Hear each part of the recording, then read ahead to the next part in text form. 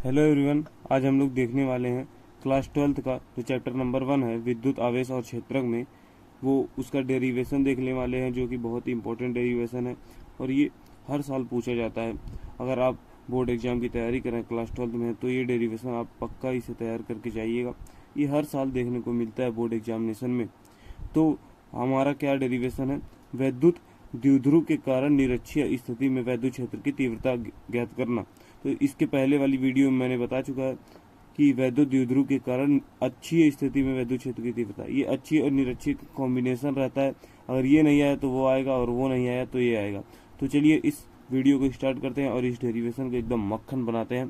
तो सबसे पहले क्या करेंगे हम लोग जो है एक विद्युत द्विध्रुव आघूर्ण लेंगे। यहाँ पर क्या है, एक विद्युत द्विध्रुव लेते हैं, एक विद्युत द्विध्रुव। तो यहाँ जो है ए है और बी, जो विद्युत द्विध्रुव लेते हैं बी हो गया। और इसकी जो है लंबाई क्या है, लंबाई 2L है, इसकी लंबाई 2L है। और यहाँ जो है -Q आवेश है और बी पे जो है +Q आवेश है। तो यहाँ मध्य बिंदु, इसका मध्य बिंदु O है और तब इधर कितना हो जाएगा, L लंबाई हो जाएगी, इधर भी L लंबाई हो जाएगी इन दोनों की। और यहाँ पर हम मध्य बिंदु पे एक निरक्षीय स्थिति पर एक लाइन खींचते हैं यहाँ, और उसके बाद यहाँ पर जो है हम मिलाते हैं, इसको इन दोनों को मिलाते हैं।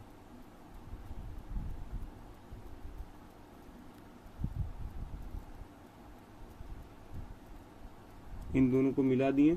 अब उसके बाद क्या होगा, ये R दूरी पर हम लोग जो है R दूरी पर, मध्य बिंदु से R दूरी पर P बिंदु लेते हैं और इस P बिंदु से ही हमें निरक्षीय स्थिति में वैद्युत क्षेत्र की तीव्रता ज्ञात करनी है। तो सबसे पहले क्या करेंगे हम, इसका देखिए सबसे पहले इसका घटक करेंगे। तो हम लोग वेक्टर में पढ़ चुके हैं, यहाँ जो है ये लंबवत जाएगा और ये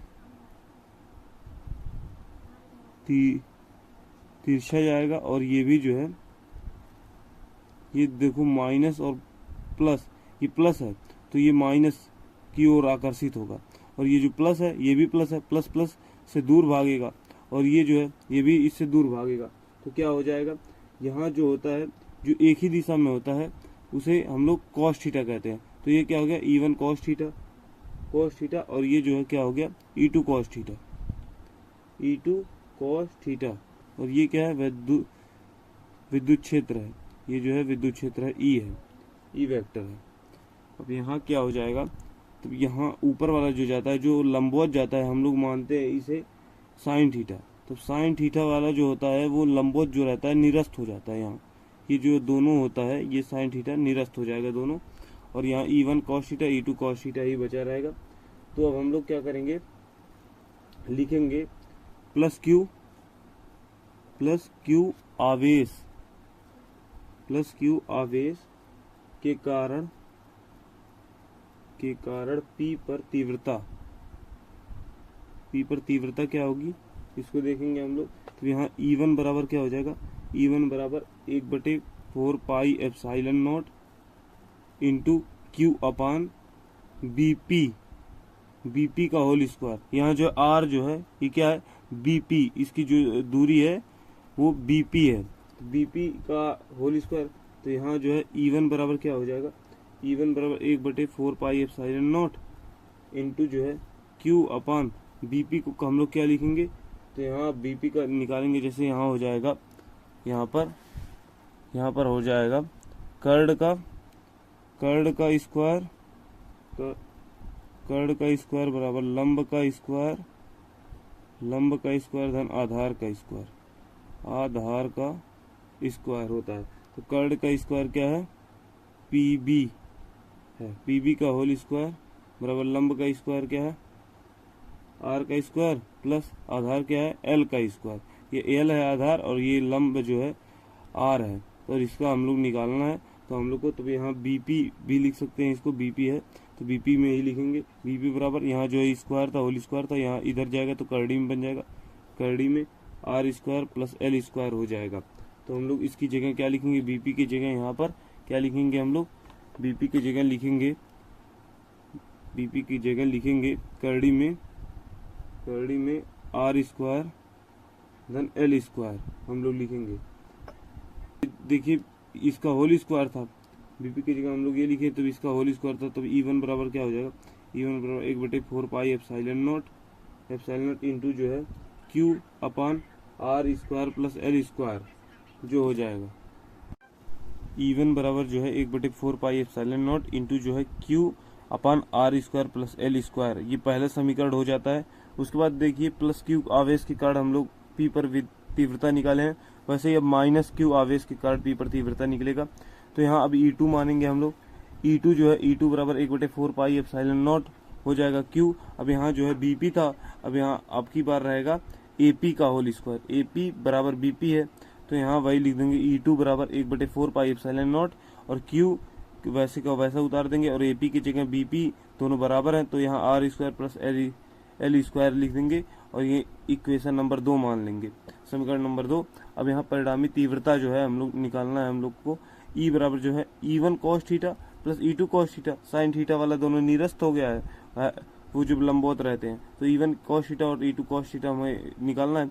तो E1 बराबर 1/4 पाई एप्सिलॉन नॉट इंटू जो है Q upon are square plus L square और cos थीटा प्लस E2 बराबर 1/4 pi epsilon naught Q upon जो है r square plus L square cos theta. तो E बराबर जो है 1/4 पाई एप्सिलॉन नॉट अपान जो Q upon are square plus L square जो है ये कॉमन आ जाएगा और cos थीटा है, तो ये हो जाएगा 2 cos थीटा। अब cos थीटा बराबर क्या होता है, ये आधार बटे कर्ड होता है। आधार क्या है, ऊपर क्या आधार था L और कर्ड जो था कर्डी में r square plus L square जो है ये कर्ड है।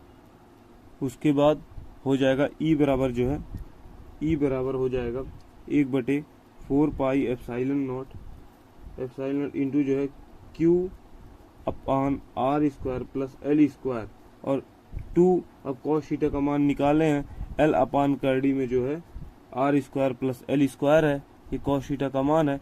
अब उसके बाद क्या करेंगे हम लोग, E बराबर जो है 1/4 पाई एप्सिलॉन नॉट, इसको कॉमन निकाल देते हैं और उसके बाद Q इंटू 2L है, 2L को एक साथ लिखते हैं और उसके बाद जो है यहाँ देखो ये जब भी कर्डी में रहता है तो इसके मतलब होता है 1/2, इसका मतलब 1/2 होता है।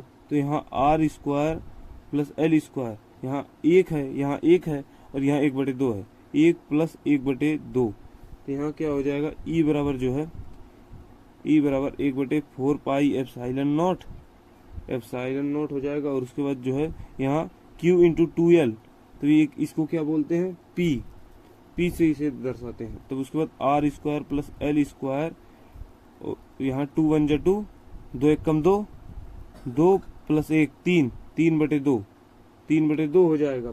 और यहाँ देखो यदि L जो है नग्न है R से, बहुत ही छोटा है R से, तो क्या करेंगे L का मान जो होता है वो गायब हो जाता है। जब गायब होगा तो क्या हो जाएगा, E बराबर जो है E बराबर 1/4 पाई एप्सिलॉन नॉट इंटू जो है P अपान आर स्क्वायर, कोष्टक में यहाँ 3/2 होता है। उसके बाद जो है यहाँ 2 से 2 कट गया, यहाँ E बराबर जो है 1/4 पाई एप्सिलॉन नॉट हो जाएगा इंटू यहाँ E 2 से 2 कट गया, यहाँ जो है E बराबर क्या हो जाता है 1/4 पाई एप्सिलॉन नॉट। उसके बाद जो है P अपान आर क्यूब बचता है।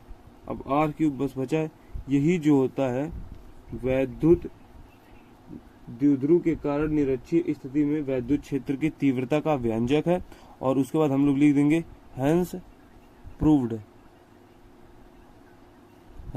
लिख देंगे और ये प्रूव्ड हो जाएगा। अगर आपको ये वीडियो पूरा समझ में आ गया है, अच्छे से ये टॉपिक आपको मक्खन हो गया, तो वीडियो को लाइक करें और अगर चैनल पर पहली बार आए हैं, विजिट किए हैं चैनल को, तो प्लीज़ चैनल को सब्सक्राइब करें। और अगर आपको किस वीडियो पे टॉपिक में चाहिए हमें कमेंट सेक्शन में बता सकते हैं। तब तक के लिए धन्यवाद। जय हिंद, जय भारत।